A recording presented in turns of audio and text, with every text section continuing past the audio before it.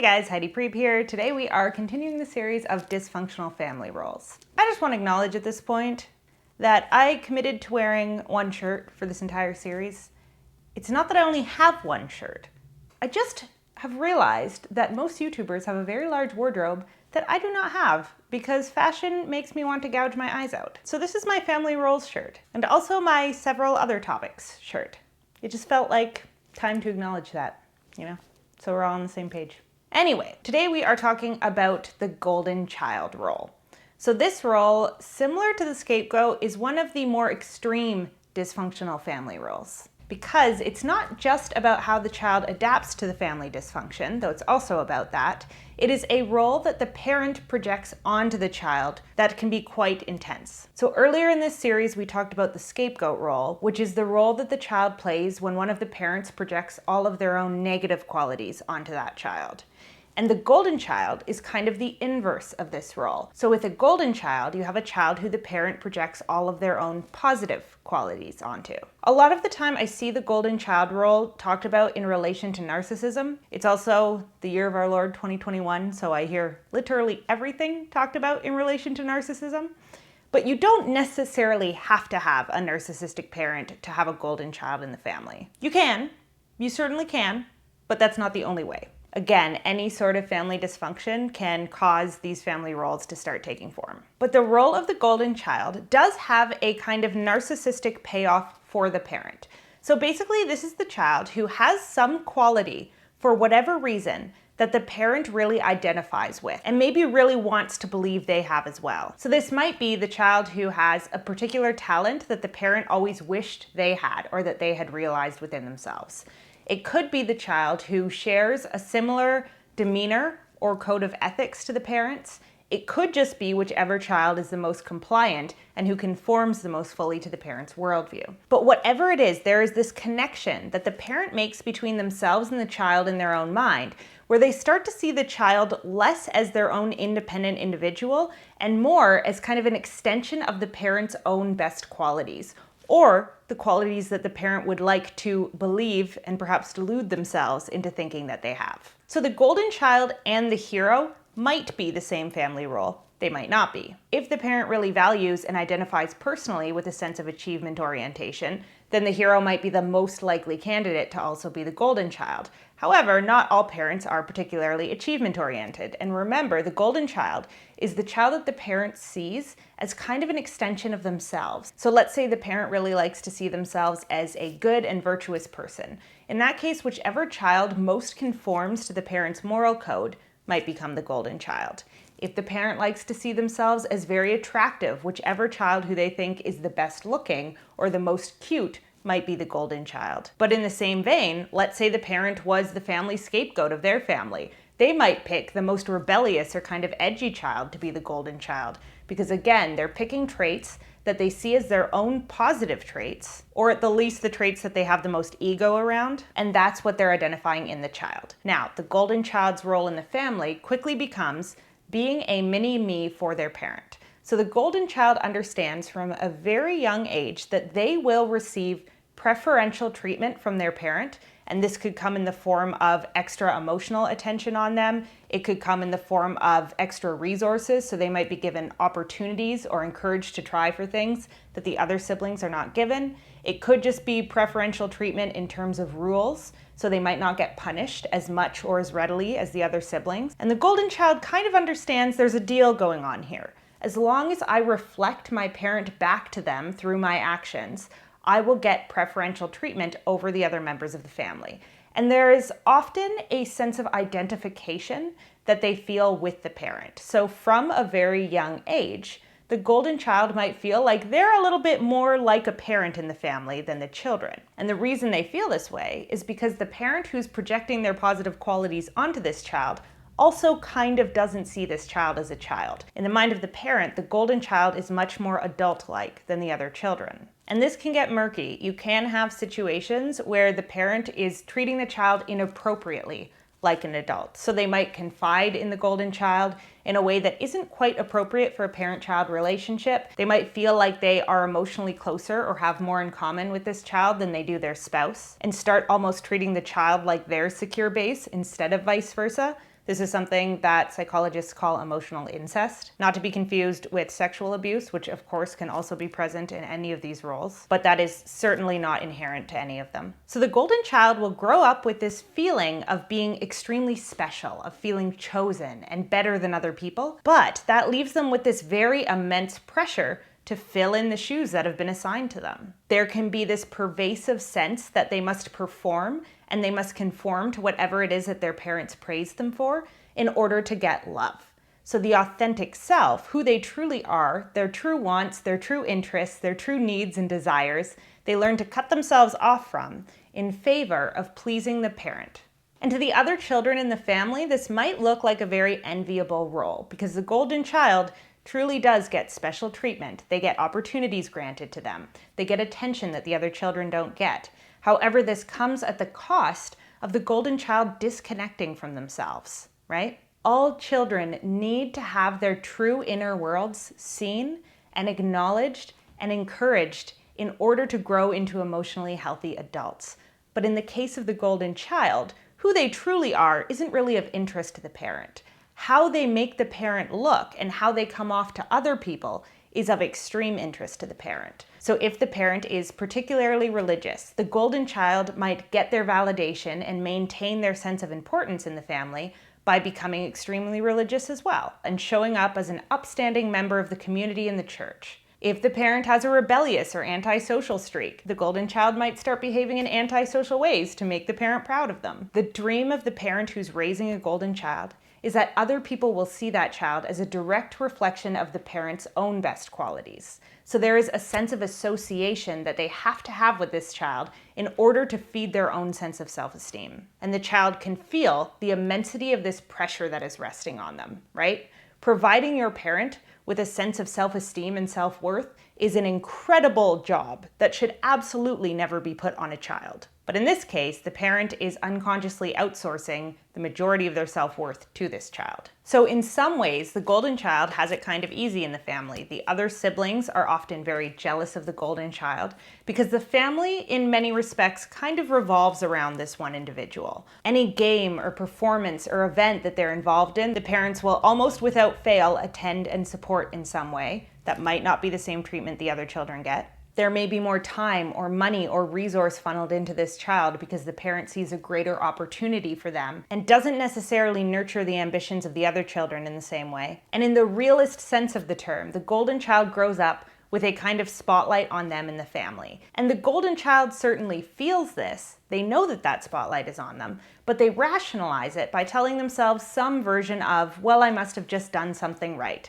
I must just be a little bit intellectually or physically superior to the other children in the family. And you cannot blame the golden child for feeling this way because they have been conditioned to believe that there's something superior about them from a very young age. So this can go in a couple of directions for the golden child. One direction it can go in is they can genuinely develop a bit of a sense of narcissism.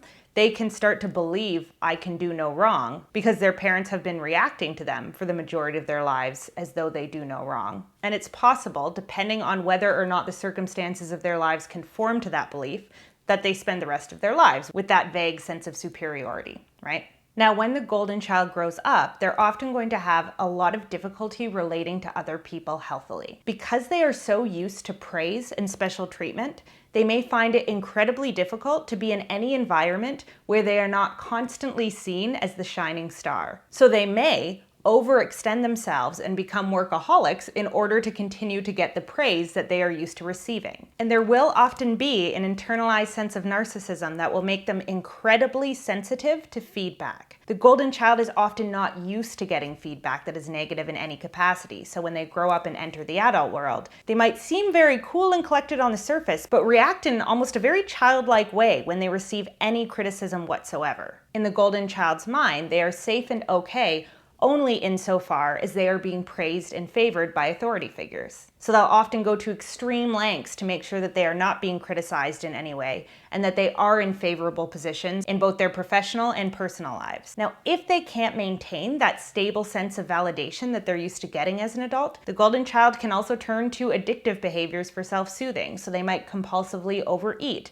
to soothe the shame that they feel inside of not getting that validation. They might gamble. They might abuse substances subtly enough that people don't notice, but enough that it kind of numbs out that sense of anxiety and shame that they feel. And with golden children, well into adulthood, you tend to see a pattern of kind of rigid thinking and rigid beliefs because very young, again, they learn to disconnect from their emotional experience, which is what helps us navigate the gray areas in life.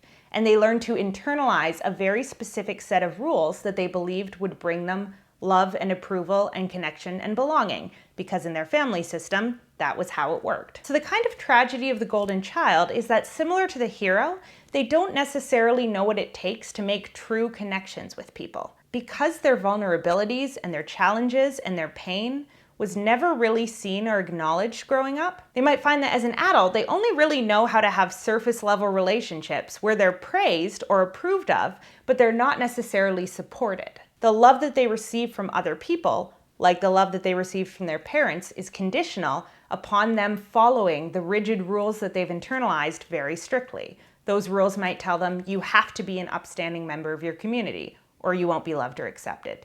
It might tell them you have to do everything right the first time, or else you won't be loved or accepted. It might tell them you have to make a certain amount of money, or raise your family in a certain way, or show up in a certain way in your church or community that brings pride unto the family, or else you will be rejected. So the pressure that was put on them in childhood, the golden child will often internalize and perpetuate within themselves into their adult years. Or a couple of other things can happen. So one thing that can happen is that the golden child starts to realize at some point that there is not a really good reason why they're getting preferential treatment. So they might start to see the family dynamic for what it is. And often this will begin with kind of a gnawing sense of guilt. So maybe they'll really notice in some moment, ooh, I'm getting treated very differently in the exact same situation as someone else, and that doesn't feel particularly fair to me. Often, the golden child will actually be enlisted by the parent to co-abuse or co-bully maybe the scapegoat of the family, and the experience of witnessing or participating in abuse can actually be traumatizing for the golden child themselves. So there may be these moments where they start to kind of see cracks in the armor of their parent. But there's a predicament that this puts the golden child in, because from a very young age, this child has learned to cut off their own authentic wants, needs, feelings, and desires, and conform to whoever the parent wants them to be. So not always, but often, you'll have a golden child with an avoidant attachment style because they have disconnected from that sense of self and their true needs and their true feelings very early on, and learn to simply respond to who others want them to be on the surface. And so if they're not living up to these expectations of the parents, they're not necessarily sure who they are. And some golden children will go on to try to explore that. They will grow up and leave the nest and do some identity exploration. And maybe they'll start to realize, ooh, there was something up with my parent. Maybe the parent starts getting really annoying. A lot of the time when golden children grow up and leave the house, the parent is distressed by their leaving. And they might find that they're getting constant calls, constant visits from their parents, and they might want a little bit of space. The golden child also might really struggle to set boundaries with their parent, who will become needier and needier as they age. When someone has dysfunctional or narcissistic traits, it is unlikely that they will get less needy as they grow up. If anything, the more raw and vulnerable and needy they feel, the more they will project onto their golden child, and the more that they will feel like they need the golden child's support and narcissistic supply in return. So as this parent ages, they might become increasingly clingy to the golden child, and the golden child might start realizing, I have to set some serious boundaries with this parent, which might be difficult to do because unconsciously, their entire sense of self is oriented around pleasing and not upsetting their parent. However, the more the golden child steps into their own authentic identity and sheds the traits that they've taken on behalf of their parent, the more the parent becomes upset with them. So many golden children go through what we call a fall from grace, where the parent who once projected all of their positive qualities onto them then gets offended by them either pulling away or starting to express their more authentic self, and then they will begin to scapegoat that child. And this is, of course, very disorienting for the golden child, because their entire lives they've been treated one way, and they believed that was by virtue of their character, because that's what they'd been told. And then all of a sudden, they're being treated the way the rest of the children in their family were treated, which can lead them to either start scrambling to get that parental affection and attention back, or it can cause them to push themselves further and further away from the parent in the family unit. Or they might oscillate between those two strategies. But in any case, the golden child who begins developing an awareness of what was truthfully going on in their family dynamic will likely be riddled by extreme guilt. They might start recognizing that there was no real reason why they got treated differently than their siblings. They might start recognizing that the siblings who were scapegoated didn't necessarily deserve that unequal treatment. And it might truly take the parent reacting to them the way that they always saw that parent reacting to other children to realize the parent is the common denominator in this behavior. It's not that I am morally superior. It's not that I was born with a better or more elevated soul. It's that my parent is unwell. And for a long time I was in their spotlight, but the spotlight can turn off just as quickly. Now, if this is a role that you find yourself in, professional help is going to be incredibly important. This is what I say for every single role, but it is particularly true for the golden child and the scapegoat, both of whom have endured severe projection from their parents and disconnected from their sense of self in a very major way. Learning how to have healthy relationships with other people where you are seen for your faults, for your mistakes, and you're supported when you fall down and need to try again is a process that is going to take time to learn. It is difficult to unlearn a pattern of praise being equivalent to love. And it's especially difficult if there is a fall from grace that happens and you go from golden child to scapegoat. And if that fall from grace happens for you, there are two possible routes to take. One is to continue to seek that validation, that narcissistic supply, the grandiose sense of importance that your parent has been feeding you from a young age in other people, and attempt to get that validation from somewhere else in your life. The second route is to do the hard work of recognizing that the reason you were treated differently is not because you are inherently superior or morally superior to the other children in your family. It's because your parent was unwell, and there is some projections that they placed onto you that placed extreme pressure on you to never make a mistake, to never make them look bad, to never get something wrong in life, and that the normal world does not require you to never make a mistake. There are ways to achieve belonging and safety and connection without impressing others. And it might be particularly helpful to find a counselor who can work with you by either directly addressing family roles or by looking at attachment theory. Because chances are, if you were the golden child, you didn't learn healthy attaching, and you might really struggle with true intimacy, true self-referencing. If you don't know who you really are beneath the veneer that you present to the outside world, it's going to be really hard to form secure, supportive relationships. And so the golden child, just like the scapegoat, really needs the help of an enlightened witness, so a therapist or someone who understands family roles, who can help them properly contextualize the environment that they grew up in and adjust their expectations for the real world to be more realistic. Otherwise, there can be a very deep sense of self-criticism, of depression, of anxiety that follows them through the remainder of their lives. So if you recognize yourself in this role, it is going to be immensely important that you get yourself support sooner rather than later. All right, I think that's all for the golden child for today. If you recognize yourself in this role, let me know in the comments. I'm really curious about which roles you guys are seeing yourselves in. If you see yourself in multiple roles, that's very common, by the way. The roles do shift around as family dynamics change, and often one child will play multiple roles, particularly if there is not that many kids in the family.